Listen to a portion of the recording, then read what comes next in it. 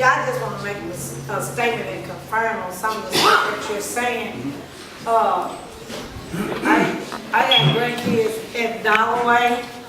I had grandkids at Watson Chapel. And what I found out, they got summer school, they got after school tutoring programs that still don't help that kid to get what they're supposed to get. It ain't but one way that kid gonna get what he got to get and out and experience it. We got to tutor them again when they get home. That's right. But and charity, the Bible says, begin at home and it spreads abroad. So your first learning center should be your own house. That's right. So I have to affirm with what you said about that in education. And since we know that we're not going to get it from out there in this in the worldly system, because number one, they took prayer out of school. Right. Whenever you start moving God out the way, you can look for the enemy to come in. That's right. So we can look for the enemy to come in. So I just want to affirm with that what you're saying about the lack of education in our schools. Because when my grandbabies get home, I find myself having to go over it again with them. If I don't do it today, I have to do it next week. If I don't do it then, I have to get around to it next month. Because if the parents like me, they work 2 jobs and then they're not paying attention until it's too late and saying, we got to retain him. Hold up. I don't want him retained. But now we got state laws, and I didn't even know until this year that they had got rid of the law that says no kid left behind. They had that law where there's no kid left behind. So wait a minute now, before you retain it, what about your tutoring program? What about your summer school program? Now the whole system is failing. And they're not getting the proper education that they're supposed to get. Now you're going to tell me he can't read. Well, now I know better that he can read. But then when he got an A in science, an A in history, now you're going to try to make me believe that he can't read.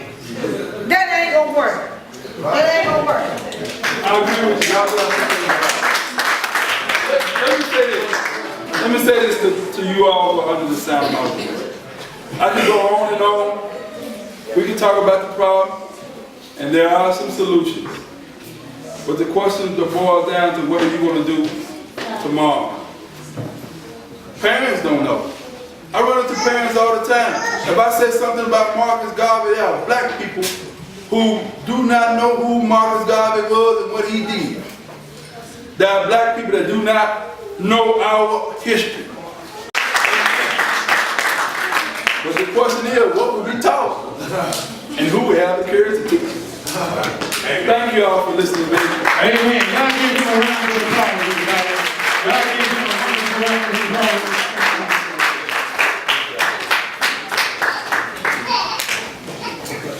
All right, y'all. We're going to keep this thing rolling. Ladies and gentlemen, anybody have any questions? Anybody have any questions? Anybody have any questions? Dog? Anything? All right, we got one question over here. Come on, brother. Well, more of a statement. You know, I heard of a good job that you done last year.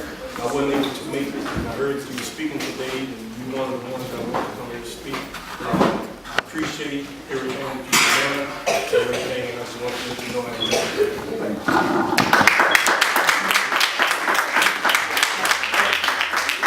Let me say this.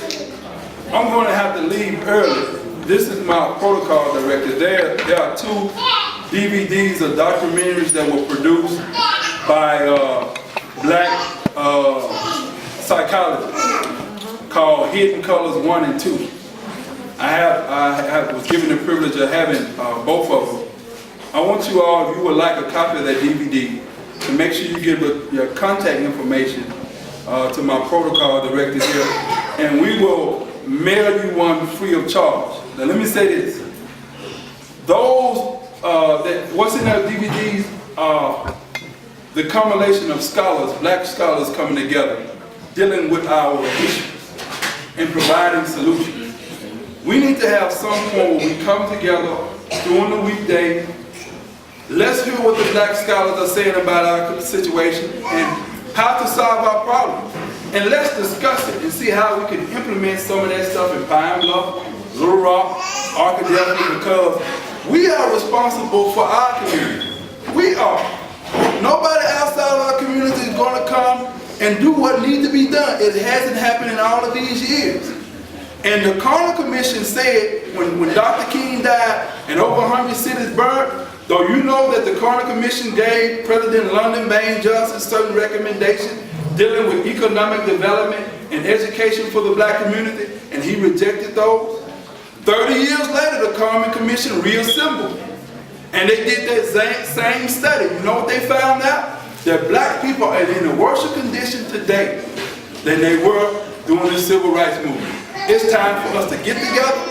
It's time for us to go to work. It's time for us to secure our family, our neighborhood. Let's make it happen. I believe we can do it.